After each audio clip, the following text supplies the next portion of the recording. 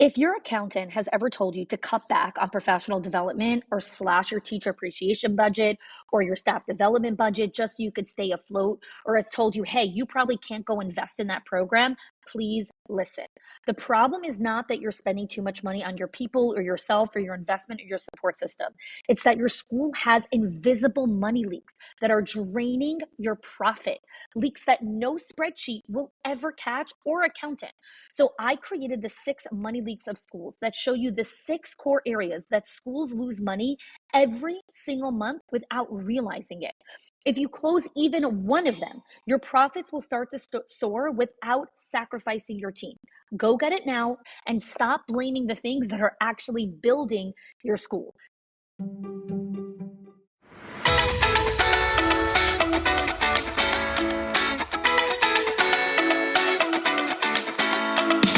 Welcome to the Schools of Excellence podcast, where we transform everyday leadership struggles into powerful legacies that impact generations. I'm your host, Chanie, a 20-year veteran of school leadership who has helped hundreds of school leaders achieve what many thought was impossible through our signature programs, School Leadership HQ and Enrollment Engine. With our battle-tested frameworks and blueprints, leaders have achieved 90% parent retention, 50% less staff turnover, 15% improved profit margins, and increased enrollment by 25%. My mission is simple: to revolutionize school leadership by elevating the skills, the habits, and mindset of passionate leaders ready to create lasting change. Join me as we build your legacy of excellence, one transformative conversation at a time.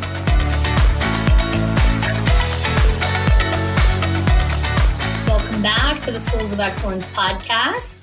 We are continuing our money leaks. We are up to the 5th money leak in our money leak system, all about the 6 core money leaks in schools that are draining your school profit. So today we are talking about supply tracking, supply management and tracking for schools and daycares. So I want to start off with just the Amazon bill that somehow surprises you every single month, right? You kind of scroll through latex gloves, construction paper, detergent, paper towels, toner, blah, blah, blah. And you're like, didn't we just buy this stuff like 4 days ago? Here's the thing. You do not have a spending problem. You have a supply system problem. And until you treat your supply management as a system, not a one-off task, you will consistently bleed profit. And so when we talk about supply management, I want you to listen not just with your operations brain, but I really want to invite you to listen to this from a CEO brain, because smart leaders do not just buy supplies, they build systems. They actually build a system. So there's 5 parts of the supply management diagnostic. Again, going back to the Money Leaks diagnostic, the link is in the show notes, schoolsofexcellence.com/moneyleaks. You can download the diagnostic. It is free, and you can get a quick assessment on where you are holding in supply management. So there are 5 components to supply management. One of them is inventory tracking. You need to have an advanced real-time tracking system that actually has every single part of what you need for supplies, right? Not just crayons, right? There's paper towel, gloves, ink, soap, toner. Every single thing that you will need is tracked, right? You have an inventory tracking for it. There's seasonal planning and demand forecasting. So that's where you actually have an understanding where you plan for holidays, you plan for seasonal cycles, you bulk order in advance, right? Like you know in advance, okay, the graduation's coming up. You're not scrambling at Target in the last second. No, you ordered all the stuff for graduation 2 months ago because you have a consistent block of time on your calendar that references the seasonal planning that's coming up, whether that's the Christmas party, whether that's the Mother's Day breakfast, whether that's the Father's Day outing, whether that's the parade, the Thanksgiving parade that you're doing, whether that's the graduation that's coming up. It doesn't matter.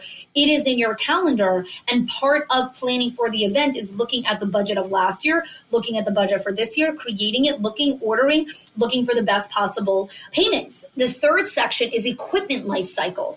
Okay, this is like, my gosh, I'll tell you a story. When we moved to Florida, we were really excited because we had the house came with a pool in the backyard.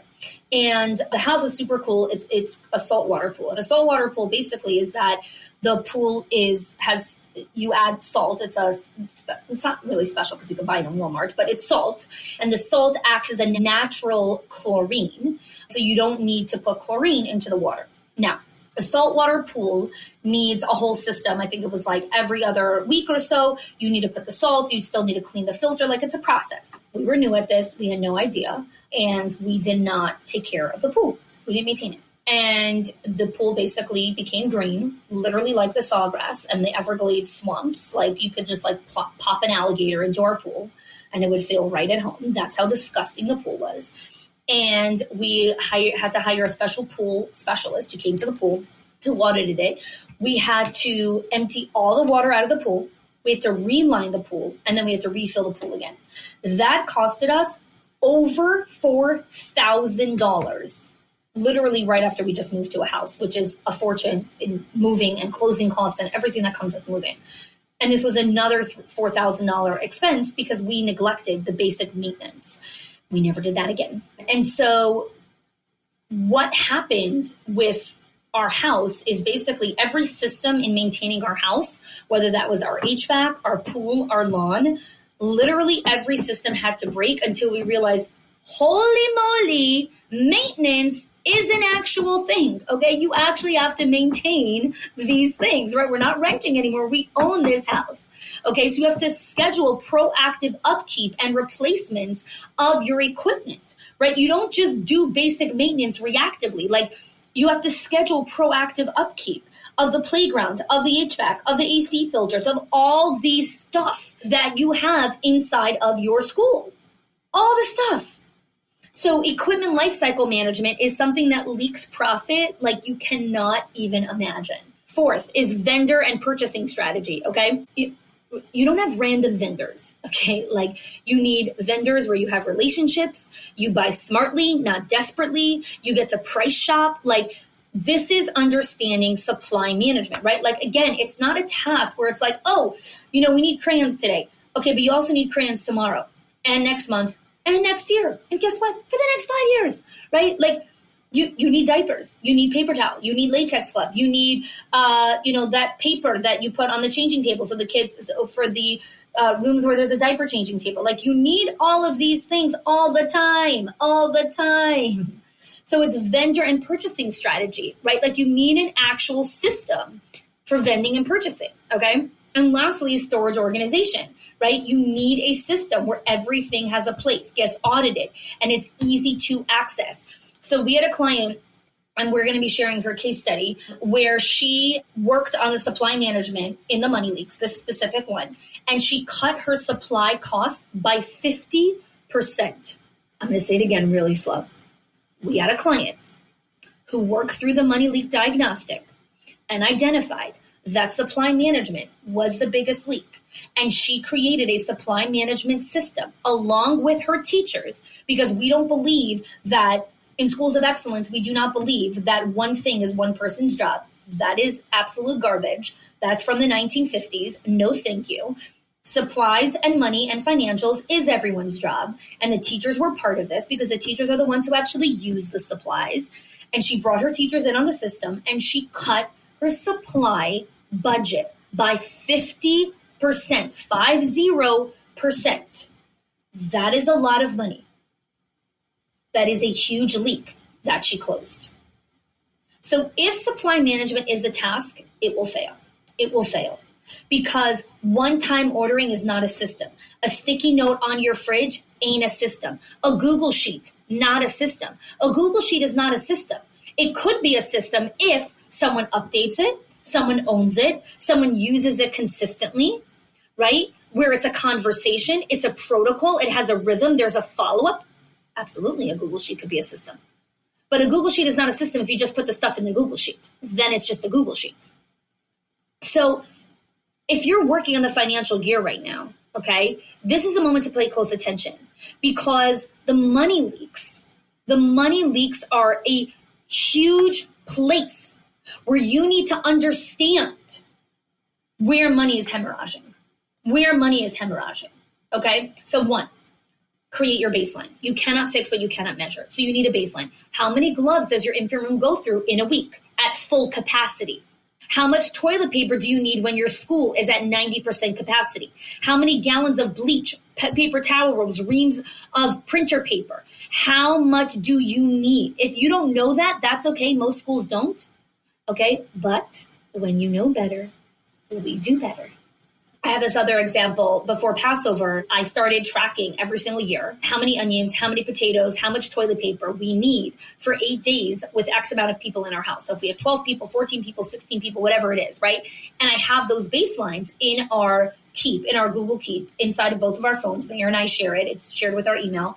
And we have those baselines, right? So then when we go shopping for Passover, right, we know, okay, we need X amount of toilet paper to get through the holiday. We know we need X amount of pounds of potatoes. By the way, it's 85 pounds of potatoes for an 8-day holiday. You need your baselines. Then you're going to identify your top 2 supply drains. Not everything is in the top 2. Where do you spend the most money, right? What do you move through the most quickly? It might be gloves, paper towel, print. I don't know. Once you have those, now you understand, like, okay, now we can work with something, right? Like, just because you go through 1,500 gloves, it doesn't mean that that's not healthy. It could be waste, but maybe it's not. Maybe you need 1,500 gloves because you have, 400 children in diapers when you're at full capacity. I don't know. Right? Like, I don't know your center. We do help our clients identify that, where they come with their capacity, where they are right now, what percentage, what full is, how many kids, how many teachers, whatever, right? And we help them figure that out. Okay. And step 3 is actually building accountability into the system, right? Into the ordering process. It's not that, oh, we ran out, so I need to, no. If you didn't put it in advance, right? Build accountability into it, right? It's not, we need a system that creates accountability and eliminates this concept of, I'm just going to get it in case. No, that's hoarding. We're not getting stuff just in case. We're not, like, when you set up a party, right, and you know there's going to be 50 people, okay, don't put out 50 forks, right? Like, maybe put out 55 forks or even 60 forks, right? And it's not the just in case. It's, you don't put exactly the amount of forks for the exactly amount of people that are going to be there. The same thing is with food, right? You don't have 50, whatever it is, right? You need the buffer, right? And the margin. But I'm not talking about that. I'm talking about the people that over order just in case. It's not a ordering from a place of 50 people, 50 forks. No, it's ordering from a place of, I don't know, it's reactionary. Like, it's not grounded in data. Okay. The next thing is that if you want to choose a part of this money leak, is seasonal planning is where a lot of people win or lose, because graduation, holidays, fall enrollment rush, like all these things, oh my gosh, could they drain you guys? Okay. So pull up your spreadsheet from last year and ask yourself, what did you buy? What did you actually use? What could we bulk order now? Where can we prep before the chaos hits? When we run our legacy retreats, right, we go line by line through last year's supply costs, so we do not repeat the same overspending mistakes. And every year we're going to end up spending or doing something that next year we don't want to repeat, right? That's the humility of, like, we're humans. So we're not going to repeat the same mistake from last year, but we're going to make a new mistake. And that's okay, right? But we're going to go through it and we're going to review it. Remember that this is a CEO conversation. This is such an important part of being a leader and understanding how to really build systems. So I'll leave you with one final story. Twice a year, I meet with my mentor, Todd Herman. And one of the things we do in our twice a year check-ins is we review my calendar. And Todd is my mentor, so he gives me a grade on my calendar, which based on how much time I spend doing actual CEO work. And so one of the things that he was looking at is there's 3 kinds of systems. There's system building, system refining, and system optimization. And so when he looked at my calendar, it's like, there is a lot of system building, but where you are in your business and the maturation and where you are as a CEO and your team, you need to be working on system optimization, right? You need to optimize the systems that you've built. And so some of you might be hearing this and saying, oh, we have this. Oh, I have that system. Oh, I think I have that supply thing. Oh, yeah, we do. Great. If you build that already, go back now and optimize it based on the new economy we're in, the new situation that we're in. You might be, have more children. You might be at, 95% capacity, whatever it is. Go optimize that system. And I know the urge as the entrepreneur is to always go do the next thing, go build the next thing, go whatever it is. But you also need to dedicate time to optimize the actual system, because that's how you're not just plugging the leak, right? That's how you actually increase the profit. That's how you actually lead. I hope today's episode was helpful. Again, go to the show notes, download the Money Leaks Diagnostic, schoolsofexcellence.com/money leaks. And if you're looking for customized support on how to actually close these leaks, find the money inside of your center. That's where we have the profit and growth goal, which you also, that link is in the show notes. You can book a call with myself or a member of our team, and we'll walk you through that process on the call so you can actually see it in action. And next week, we're going to go over the final money leak inside of our 6 money leaks, which is admin and tech. Again, thank you so much for joining me. We had a client that we worked with, and she was really struggling with profitability. She kept raising tuition. She actually did 3 tuition increases within a 15-month cycle, and she still could not catch up. So I helped her work with our 6 money leaks in schools, and she only used 3 of the 6 money leaks and cut her expenses by 50%. 50. She did not fire anyone, she did not slash any of her programs, and she did not work more hours. Again, the 6 money leaks are not hacks or spreadsheets. These are patterns. They are small decisions that feel so normal that your school does, but they quietly drain your school's profit. So if you've ever wondered why you're working so hard but still not seeing the return, this is your first step to clarity. Click the link in the show notes and find out what it's actually costing you.